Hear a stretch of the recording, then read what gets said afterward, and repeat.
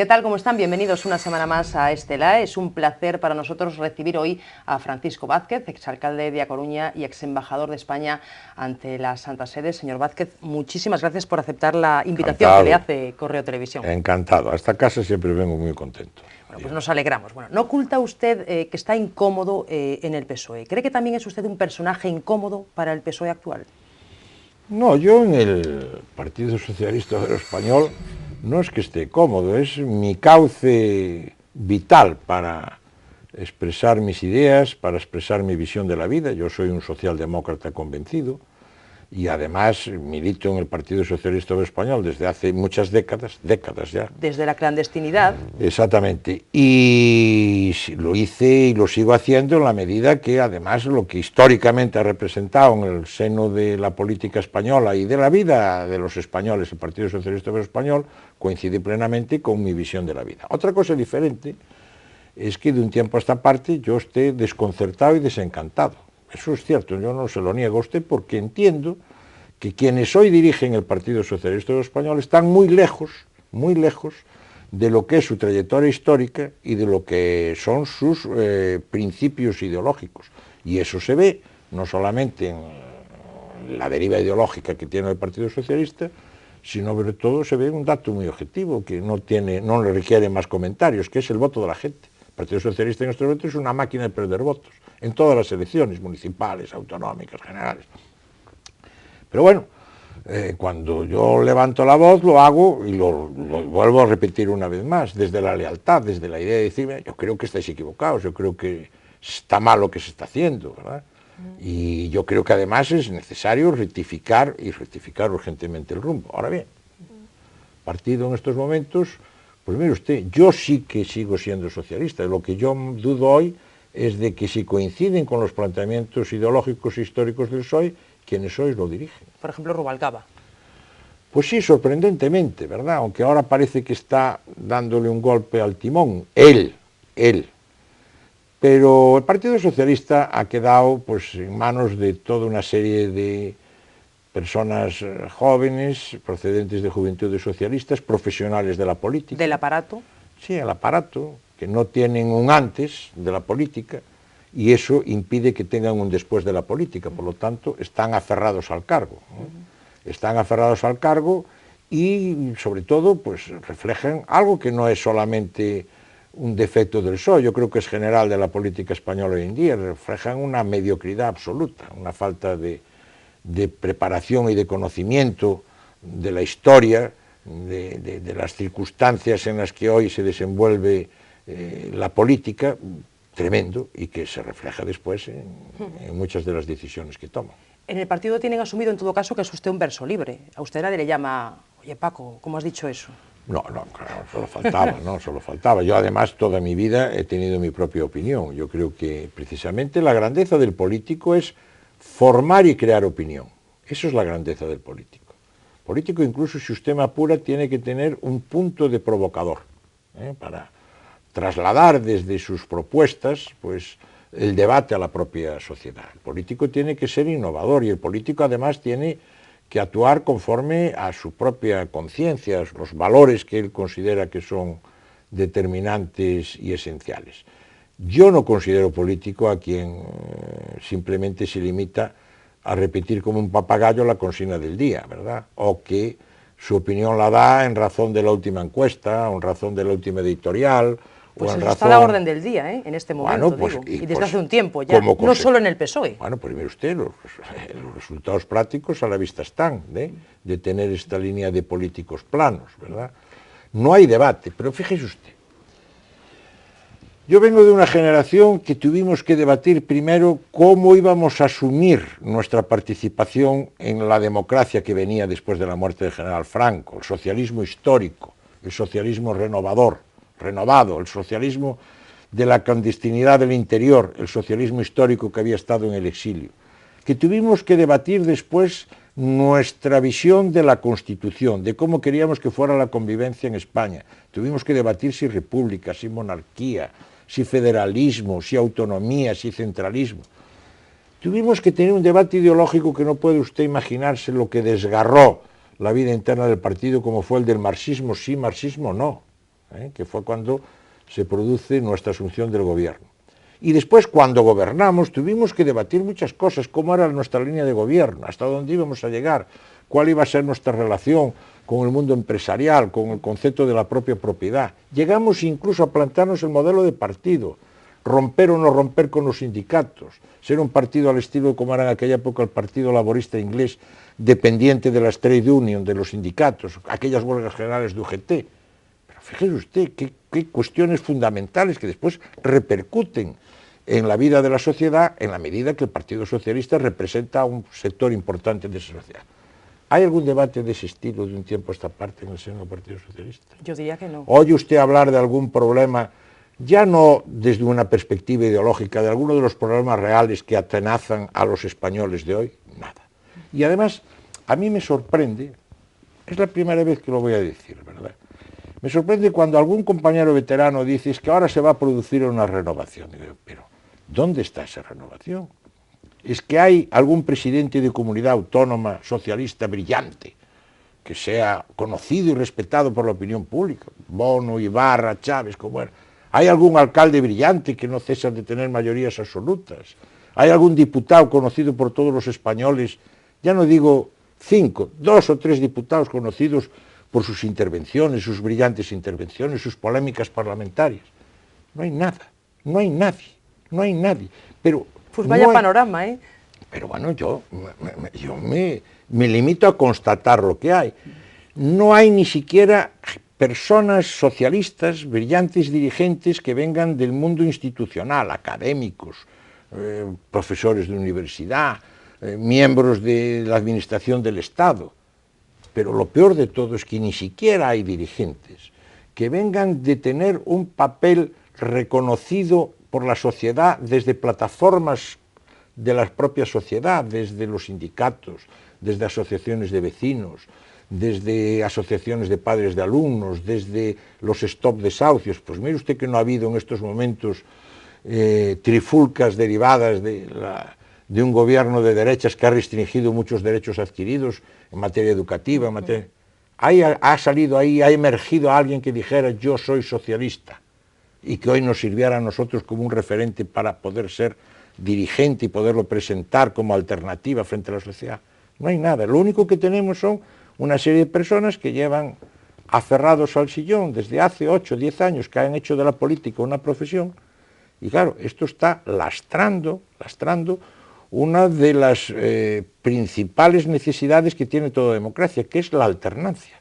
Hoy el Partido Socialista no ofrece credibilidad para ser alternancia y para poder gobernar.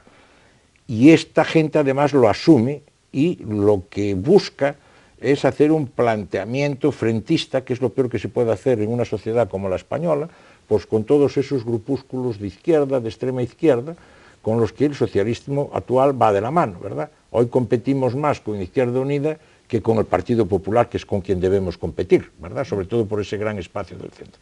Pero bueno, esto es un análisis que tampoco cree usted que hay que ser premio Nobel, porque es algo que está a la vista, que es evidente, sobre todo por desgracia, es evidente para muchos españoles de a pie, que expresan su desencanto con respecto a un partido llamado a representar a millones de ciudadanos. Usted también ha dicho que para que el PSOE vuelva a ser lo que fue, tendría que hacerlo de la mano de los que han ganado elecciones, ¿no? Y ponía algún ejemplo, el presidente de Asturias, el alcalde de Zaragoza, el alcalde de Vigo, que también lo han nombrado, ¿no? Los que están en las quinielas no son esos, ¿no? Que son claro, precisamente los otros, ¿no? Los del aparato, Madina, Chacón, el propio Rubalcaba... Un aparato que, fíjese usted qué cosa más curiosa, implanta el principio de que tiene que haber, no puede haber repetición de cargos, pero sí de derrotas, porque todos ellos son derrotados. Si usted recoge hoy nuestros principales dirigentes, desde el secretario general Rubalcaba, derrotado de una manera estruendosa en unas elecciones, la portavoz en el Congreso, derrotada en las elecciones municipales de Valladolid, además derrotada, no cree usted que...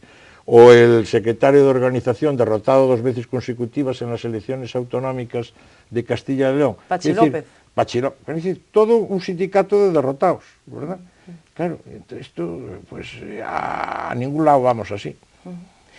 no salva entonces a ninguno, ni ve tampoco otras figuras. Bueno, porque entre los que han ganado elecciones no están posicionados tampoco para eso, bueno, parece, ¿no? Yo espero de que se vaya surgiendo una renovación natural. Yo tengo mucha ilusión puesta en Besteiro, secretario general de Galicia, que es un hombre que además tiene una gran virtud en política, que es un hombre prudente. Es decir, él no ha entrado en un partido como el Partido Gallego, no ha entrado como elefante en cacharrería, todo lo contrario, va dando pasos con calma, va primero arreglando su casa, eso es un principio en política importantísimo. Bueno, usted sabe que es complicado arreglar esa casa, ¿no? Sí, porque usted le ha tocado arreglarla también, sí, ¿no? tres veces fui secretario general, sí, es complicado, porque además... ¿Es complicado en el PSDG específicamente o es complicado en general? Es complicado en general, la política es complicada, pero bueno, hay que tener, pues, por un lado carácter y decisión y por otro lado hay que tener inteligencia. Yo creo que Besteiro lo tiene, además Besteiro lo hace de una manera prudente, no estridente, porque él sabe que para tener credibilidad ante los gallegos lo primero que tiene que transmitir es la credibilidad emanada de yo tengo organizada mi casa.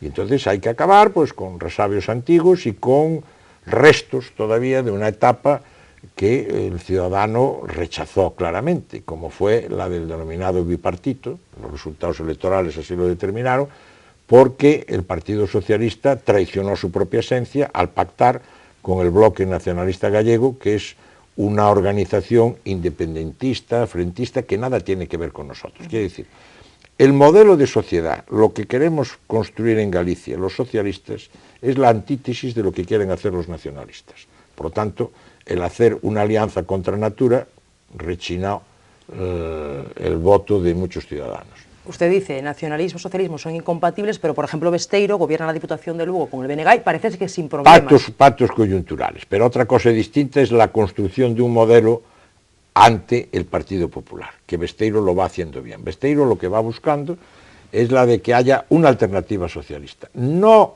una alternativa resignada a volver a repetir el gobierno con los nacionalistas. Y además porque, fíjese usted, yo creo que en política tenemos que empezarnos a plantear que antes que un pacto contra natura, como sería un pacto socialistas y nacionalistas, pues a lo mejor es mucho más inteligente permitir que gobierne quien haya tenido más votos, porque eso te puede permitir en determinados momentos que tus propuestas tengan que ser aceptadas para sacar adelante las leyes. Hay un ejemplo muy claro que demuestra la falta de visión que hoy tiene el Partido Socialista en un sector de la izquierda en España. Mire usted, en Alemania ha habido otra vez la gran coalición. Bueno, esa gran coalición, Partido Socialdemócrata, consigue que se implante por primera vez el salario mínimo interprofesional. Curiosamente, en Alemania no existía el salario mínimo interprofesional. Consigue que se mantenga la edad de jubilación que Merkel tenía pensado adelantar. Y con una cláusula que determina un número mínimo de años de cotización, se sigue manteniendo en los 63, 64 años. Es decir, el Partido Socialdemócrata alemán, a través de su colaboración con la derecha alemana, que ganó las elecciones pero no tuvo mayoría, pues consigue que a través de esa colaboración algunas de sus propuestas importantes para los sectores que el socialismo representa, que son sectores de trabajadores, de sectores de personas necesitadas, de personas castigadas por esta crisis, bueno, pues algunas de las pretensiones que amparen y protegen a esas gentes sean admitidas por el gobierno, en este caso de la señora Merkel, que únicamente está dominado por un criterio estrictamente economicista, que puede ser correcto en muchos aspectos, pero que hace que la economía no contemple los valores, ¿verdad?, propios de la solidaridad o de la igualdad o de la justicia distributiva. Bueno, pues eso es inteligente. Eso es la inteligencia que tiene que tener un partido y después, además, con esa postura, que es una postura constructiva, yo creo que eso te da credibilidad y eso te permite, con el paso del tiempo, pues gozar de mayor apoyo ciudadano y poder incluso ganar las elecciones. Para eso hay que ver las cosas a largo plazo, ¿no? Bueno, eso es lo que hay que hacer, siempre se dice, hay una frase muy manida, ¿verdad?, que dice que el político es el que piensa en las elecciones, el estadista es el que piensa en las próximas generaciones, ¿verdad? Pues claro que sí, pues mire usted, hay momentos, pero si el tiempo da para todos, ¿verdad? O sea que tú pierdes unas elecciones y puedes ganar las siguientes, ¿verdad? Lo que tú tienes que hacer es que gobernar con un criterio en el que prime el interés común, el bien general, ¿verdad? Y sobre todo en una situación como la que estamos atravesando, hombre, que es una situación que ha dañado de una manera casi irremediable a muchos millones de españoles, sobre todo a la clase media. La clase media la ha destrozado, ¿verdad? Hablábamos de Besteiro. Si le hubiera pedido consejo para dirigir el PSDG, que no sé si lo ha hecho, a lo mejor No, sí, no, ¿usted él qué le es un habría... hombre de personalidad. ¿Pero qué le habría recomendado Yo usted? tuve varios encuentros con él, yo a él lo que le dije es que buscara sobre todo a personas que tuvieran arraigo ciudadano. Y el arraigo ciudadano se mide únicamente por los resultados electorales. Y que buscara pues apoyarse en muchos de los alcaldes que hoy tenemos, pues, pensando, pues, usted, por ya ejemplo, no tienen tantos, ¿eh? No, ya lo sé, pero tenemos buenos alcaldes. Valentín Formoso, el alcalde de As Pontes, por ejemplo, que es un hombre brillante, que ha obtenido mayoría absoluta en una plaza muy difícil, que antes dominaba el bloque, etc. Y después de que él, que no tenga prisa, porque él no tiene por qué tener prisa. Y yo creo que es persona ya, hombre, él tiene su profesión, lo cual es importante en un mundo actual en que los políticos... Tampoco muchos la tienen. Pocos de ellos la tienen, por lo tanto no hace de la política una profesión. Y después es un hombre, yo creo que muy tranquilo, muy tranquilo. Ha ofrecido colaboración y diálogo a la actual Xunta varias veces y de hecho ha dialogado, en algunas cosas ha habido acuerdos, en otras no los ha habido, a veces no por culpa de Besteiro, sino porque el Partido Popular, cuando tiene mayoría absoluta, la ejerce sin contemplaciones, también sin otra serie de consideraciones y sin altura de miras. Pero bueno, yo creo que bien, que bien. Tiene un partido muy revuelto porque no se lo va a resolver en pocos meses. No, ni se lo ponen fácil tampoco los compañeros, ¿no? Pero bueno, yo tengo mucha confianza y mucha ilusión puesta en Besteiro. Pero usted, que es tan sincero, ¿cree de verdad que Besteiro tiene opciones de gobernar en solitario en Galicia? Pues tendrá, a lo mejor en las próximas elecciones no, pero en las siguientes sí, ¿verdad? En las siguientes sí, aparte que de eso ahora habrá que medir el desgaste que ha tenido el Partido Popular, no solamente el propio de quien gobierna, sino el propio de un partido que, teniendo una situación de mayoría absoluta, tanto en Madrid como en Santiago de Compostela, no solamente no ha sido capaz de tomar toda una serie de medidas que eran necesarias desde el punto de vista de la crisis, de resolución de la crisis económica, sino que en algunos aspectos la ha agravado. Porque claro, el decir que los problemas económicos que tenía España los vamos a resolver a través de restringir y limitar derechos adquiridos en materia de educación, en materia de sanidad, ser austeros en aquello que afecta a la gran mayoría de los ciudadanos y no serlo en el problema fundamental que tiene nuestro país, que es el modelo de Estado, un Estado insostenible económicamente, un Estado inoperativo funcionalmente, en que se duplican, se triplican y se cuadriplican las funciones, ¿verdad? En la que sigue habiendo pues 17 servicios meteorológicos, 17 defensores del pueblo, una carga institucional que no corresponde a nuestra población ni a nuestros recursos, diputaciones, comarcas, ayuntamientos. No, el 70% de los ayuntamientos con menos de 1000 habitantes, algo que es para llevarse las manos a la cabeza.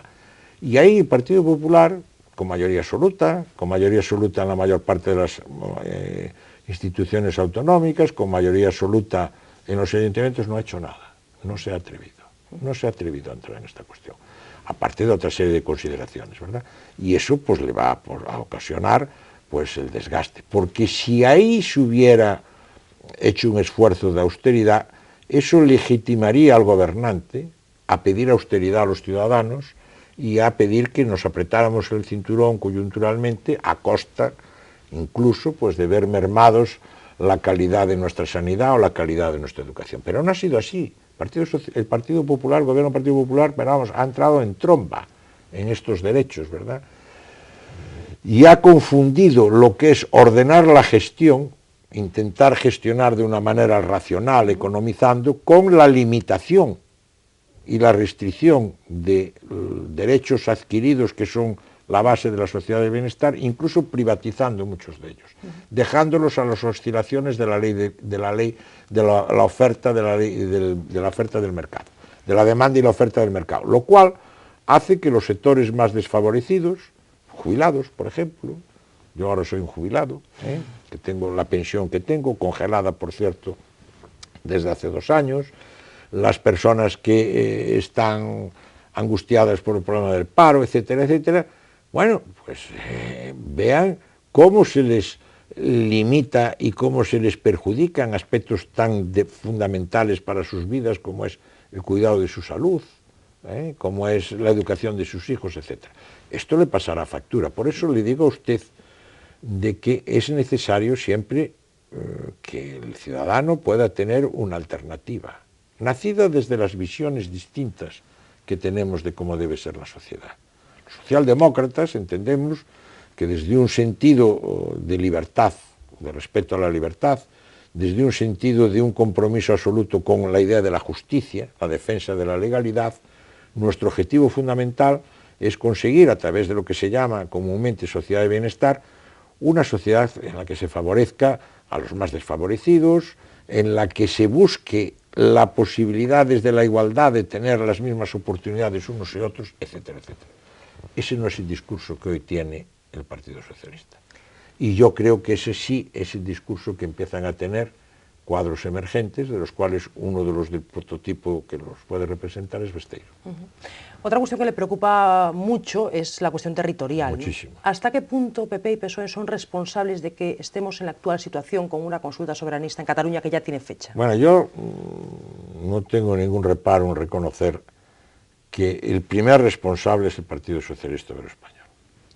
Y lo es por la desafortunada gestión de Rodríguez Zapatero, sobre todo cuando Rodríguez Zapatero ampara y protege aquella locura de Pascual Maragall de, sin que nadie lo demande, reabrir un nuevo proceso estatutario. E incluso, antes de que se inicie, señalar de que él avalará lo que venga de Cataluña. Que es una manera de reconocer una soberanía al Parlamento catalán que no le corresponde. Porque lo que venga de Cataluña tiene que estar sometido, en todo caso, pues mire usted, al principio de la constitucionalidad, a su adecuación a la legislación vigente y al enjuiciamiento que le pueda hacer el Tribunal Constitucional. Por tanto, lo que dijo Zapatero es un reflejo, pues, en ese caso, de su ignorancia política.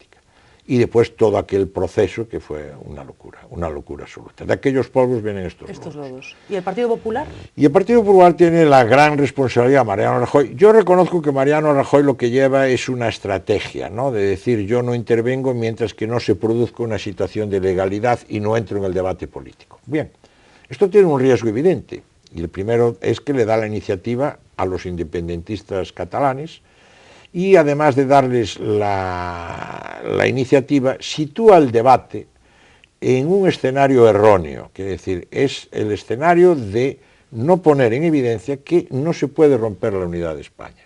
No en debates de carácter económico, si es viable o no es viable la secesión, porque por ese sentido, si la balanza de pagos catalana fuera positiva, en un momento de expansión económica, entonces podrían tener derecho a la independencia. No es una cuestión económica, aunque el origen de la postura de los independentistas catalanes sea económica, porque lo que ha ocasionado aquel gobierno tripartito con Esquerra Republicana y el comienzo de Convergencia y Unión es que Cataluña está en quiebra absoluta. No tienen dinero para afrontar el pago de su deuda.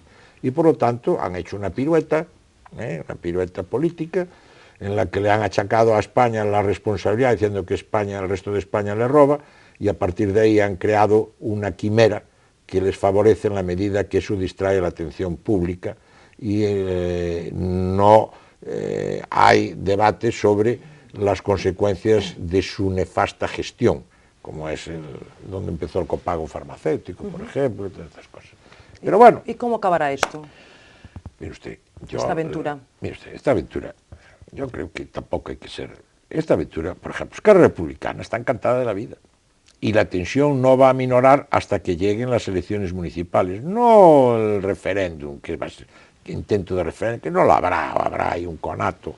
Intentarán montar alguna escena copiando pues de esa llamada primavera árabe, ¿verdad?, de manifestaciones en la calle, etc. Pero no va a llegar a la sangre al río, creo yo, porque es que a Republicana lo que le interesa es llegar a las elecciones municipales, porque ahí va a tener la posibilidad de ganar en muchísimos ayuntamientos, sobre todo la Cataluña profunda, y crear un poder institucional importante. En segundo lugar, ellos tienen una baza final, que no creo que los moderados de Convergencia y la gente de Unión, si tienen sentido común, se la permitan a más, que es la de adelantar elecciones para darle un carácter plebiscitario, ¿verdad? Bueno, la consecuencia de que hoy sea Esquerra el partido dominante en Cataluña es fruto de, de la falta de visión política, además, cuando adelantó las elecciones, ¿verdad? Y bueno, dio al enemigo, le puso Cataluña en sus manos, ¿verdad? Por lo tanto, yo creo que eso se atajará.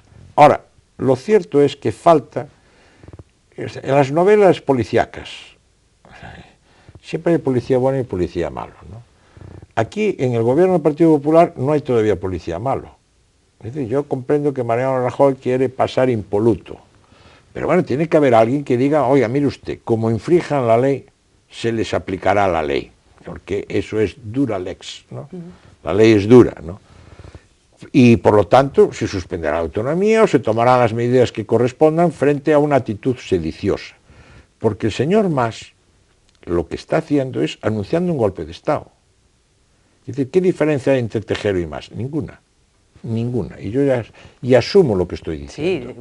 Asumo lo que estoy diciendo. Es decir, y no es suave, precisamente. No, el señor Mas lo que está anunciando y lo que está diciendo es que le trae sin cuidado el ordenamiento constitucional y que él va a llevar a cabo pues una consulta ilegal que implica la ruptura de la unidad de España, que implica posiblemente una de las sediciones más graves que pueda haber y uno de los mayores delitos de traición, porque atenta contra la propia seguridad del conjunto de la nación, ¿verdad?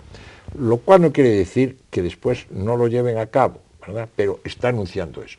Bueno, pues frente a eso tiene que haber quien dialécticamente confronte con ello, porque si no, la sociedad catalana cree que los argumentos de sus dirigentes son los correctos, y la sociedad española se ve desguarnecida argumentalmente y cree que, bueno, que es una cuestión económica y tal, y eso alimenta, pues, en un lado el rechazo de España y en el otro lado el rechazo de los catalanes independentistas. Y después, y con esto termino, todavía nadie ha entrado en el fondo de la cuestión, en lo más importante de todo, en la educación. La educación se lleva manipulando ideológicamente desde hace décadas. Y lo que hoy pasa en Cataluña es consecuencia de esa manipulación, de haberla dejado en manos de las autonomías, sobre todo aquellas autonomías en las que los nacionalistas se han reinventado una historia y se han dotado de ese argumentario sentimental inventado, ¿verdad?, para poder llevar a cabo, si no es en esta generación, en la próxima generación, sus objetivos. Y el Estado, gobernando PP, gobernando PSOE, ha declinado sus responsabilidades, que son importantes, porque el Estado sigue teniendo el servicio de inspección y sigue teniendo, creo que es el 55% del control del currículum académico. Y eso se ha declinado y se ha permitido que, en este caso, los nacionalistas catalanes no solamente den una educación manipulada, sino que desacaten las sentencias que les obligan a adaptar la enseñanza de la historia o enseñar el castellano, etc., con una total y una absoluta impunidad. Bueno, veremos qué pasa en Cataluña. Tenemos poco tiempo y yo quería volver a Galicia, ¿no? También porque toca también preguntarle por cómo ve la situación política aquí en nuestra comunidad. Sé que ha dicho alguna vez que lo del Parlamento es una locura, ¿no? Sí, no sé si en ese circo cree usted que también participa el PSOE y en todo caso a Feijóo le ha elogiado otras veces, ¿no? Ha dicho usted que es un político valiente. ¿Sigue la política gallega? ¿Qué impresión tiene? Sí, la sigo en la medida que sea interesante, aunque me llame la atención, que no sé, cree usted que me llama mucha atención. Por ejemplo, Besteiro nombró un buen portavoz, no porque sea amigo mío y antiguo colaborador mío. José Luis Méndez Romeu se le podrán discutir muchas cosas, pero nadie le puede negar pues su gran formación y su corrección y su respeto incluso a las formas, lo cual legitima y profundiza más el fondo de sus propias intervenciones. A mí hoy de Galicia, si le digo la verdad, lo que más me preocupa como ciudadano es que hemos pasado de un desprestigio de las instituciones, sobre todo a nivel local, con todos estos problemas de corrupciones y corruptelas, estamos pasando de una situación de desprestigio a una situación de colapso institucional, porque se están colapsando las instituciones. Se están colapsando porque, mire usted, está en entredicho el funcionamiento de los ayuntamientos de las grandes ciudades y está además imputados en algunos casos la práctica totalidad de los gobiernos municipales e incluso del pleno municipal, ¿no? Y es fruto, precisamente, yo ahí sí que le achaco una responsabilidad al PP y al PSOE, no le doy importancia a lo que digan los otros partidos, porque esos se mueven siempre en esa situación de conflictividad. Porque el Partido Popular y el Partido Socialista lo que han hecho es que han hecho de la denuncia judicial y de la actuación ante los tribunales un instrumento de la política. Hoy la política no se hace en los plenos, la política se hace en los tribunales, denunciando y acusando continuamente, ¿verdad?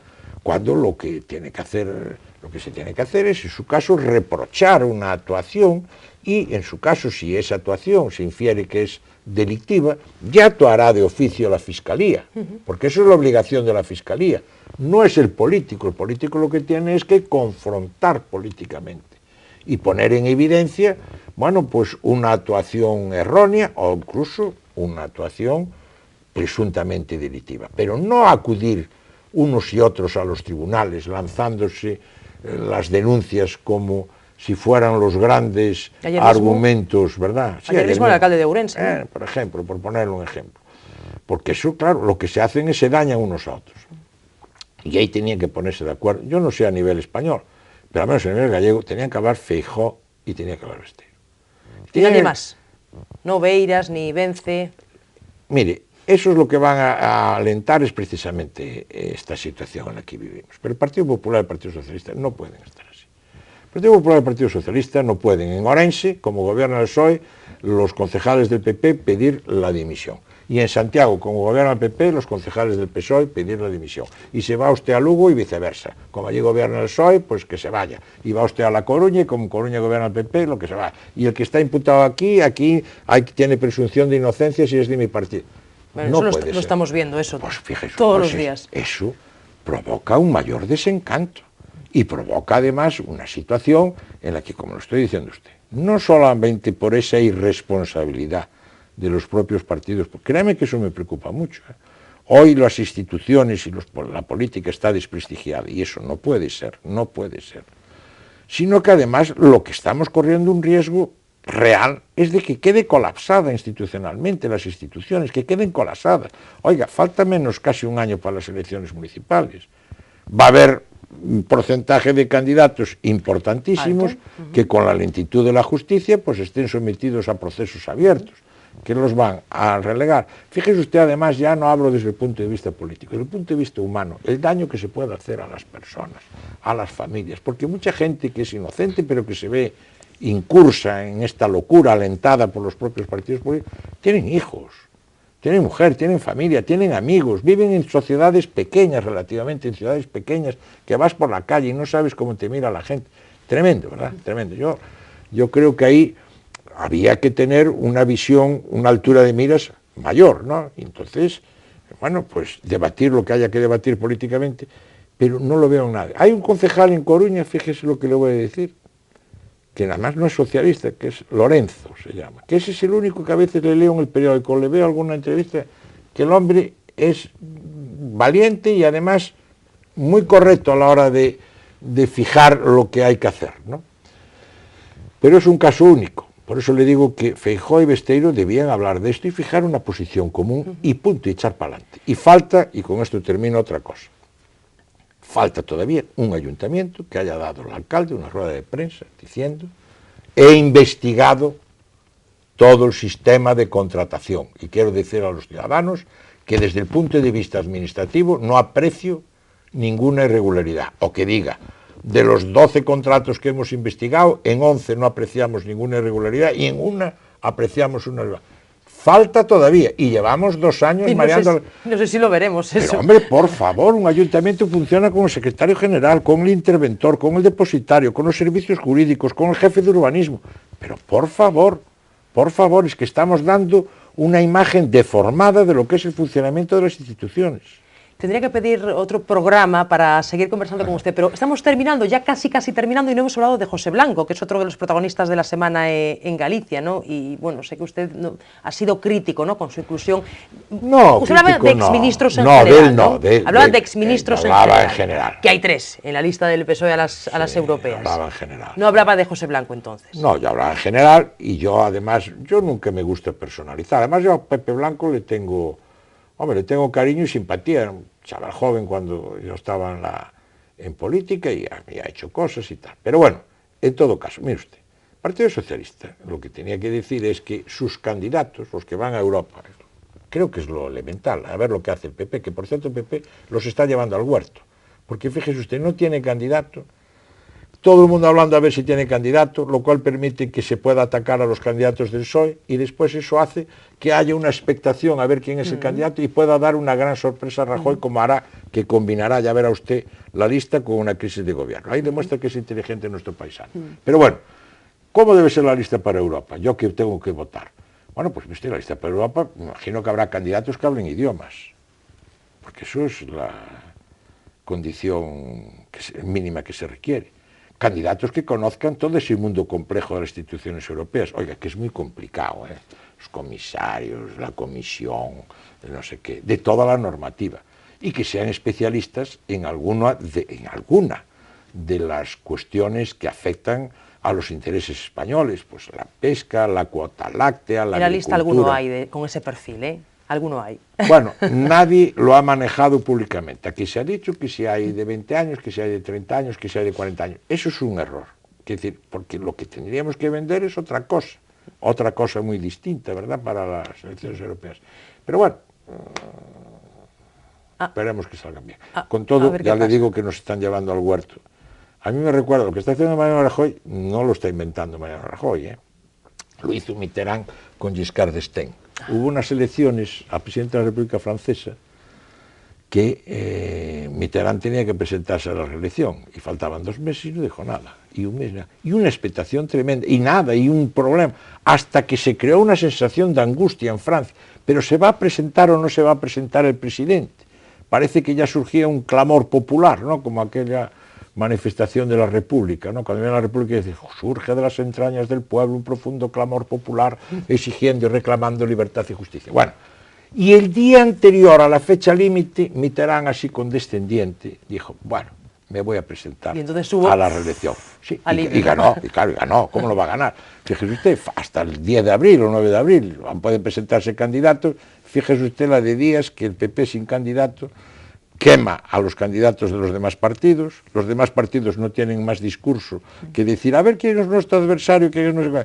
Y en tercer lugar, crea un clima, sobre todo entre ustedes, entre los periodistas, de expectación, de rumorología, etcétera, y entonces lo que haga convertirá a su candidato, bueno, pues en el gran mesías esperado de la política europea. Pero bueno. Bueno, veremos qué pasa. Tenemos que terminar, y terminamos en un tono muy distinto. Quería preguntarle, pedir una valoración muy breve, porque no hay tiempo, pero sobre 2 personas a las que creo que respeta usted, Iñaki Azcuna, alcalde de Bilbao, y Adolfo Suárez, ¿no? Creo que por los dos siente un gran respeto, ¿no? Sí, sí, Iñaki Azcuna ha de ser un magnífico alcalde, pues fue un gran colaborador en la Federación Española de Municipios y Provincias en la segunda etapa que yo fui alcalde. Mal que le pesara a su partido, ¿no? Sí, sí, él era un hombre de criterio y además evidentemente, era un nacionalista, pero era un nacionalista que tenía una idea muy clara del encaje del País Vasco en el conjunto de España, ¿eh? No era un hombre que tuviera tentaciones separatistas o secesionistas, ni muchísimo menos. Y después era como digo yo, era un peleón, era de estos alcaldes peleones, ¿no?, que perseguía la peseta y discutía la peseta. Deja Bilbao sin déficit. Bilbao no debe 0 pesetas. Y después él supo ordeñar la vaca en las demás instituciones, y Bilbao es una de las grandes ciudades que se han transformado. Un gran alcalde. En el caso de Adolfo Suárez, mire usted, dolorosamente, en uno de los grandes personajes de la política española se cumple ese maldito axioma de la convivencia de este país y de la historia de este país, en que tienes que morir o tienes que enfermar de una manera irreversible como él para ser reconocido. Y yo asumo la parte de culpa que tuvimos los socialistas, que fuimos muy duros con él, en un momento que él nos ganó las elecciones por aquella capacidad de comunicación que tenía. Aquellas elecciones del 79, que Adolfo dijo en la televisión, España no está preparada todavía para que lo gobierne un partido marxista. Nos obligó a un congreso, fíjese usted.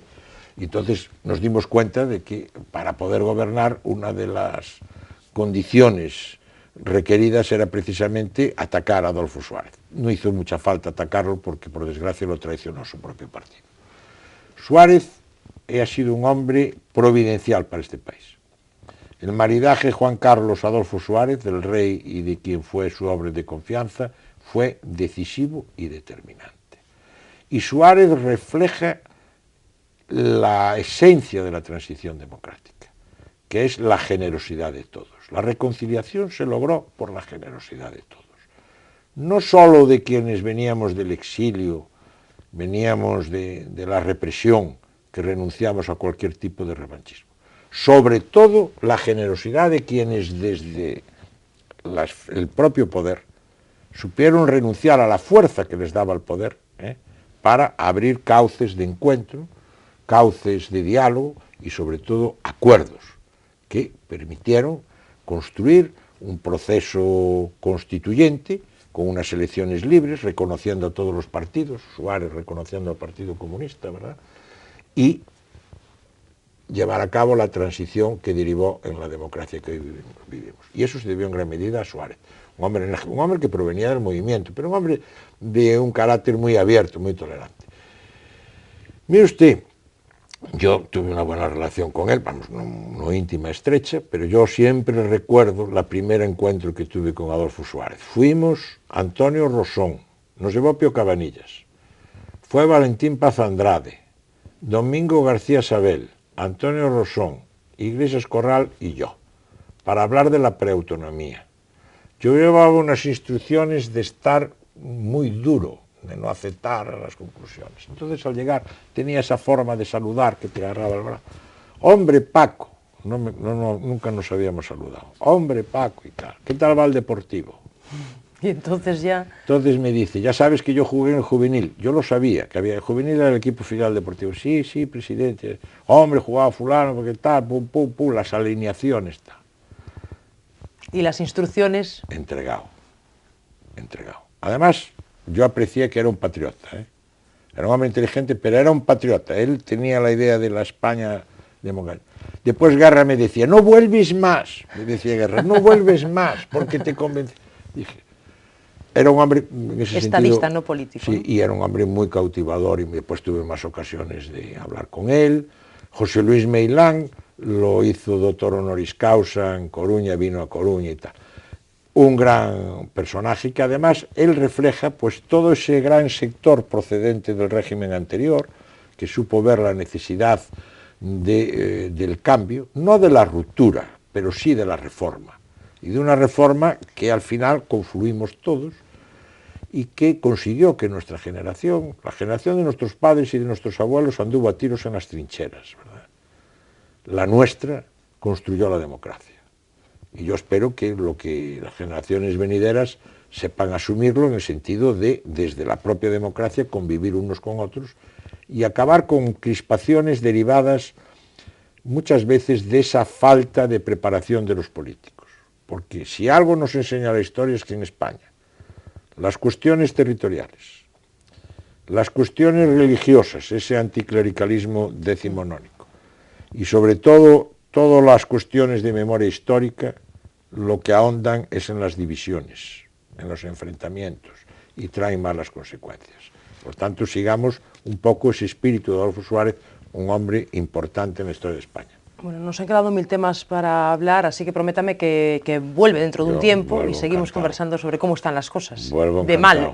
No, mal, algunas mal y otras estarán mejor, ¿verdad? Bueno, pues lo podremos ir analizando si vuelve. Encantado. Muchísimas gracias por acompañarnos hoy, ha sido un placer. Muchas gracias. Muchas gracias.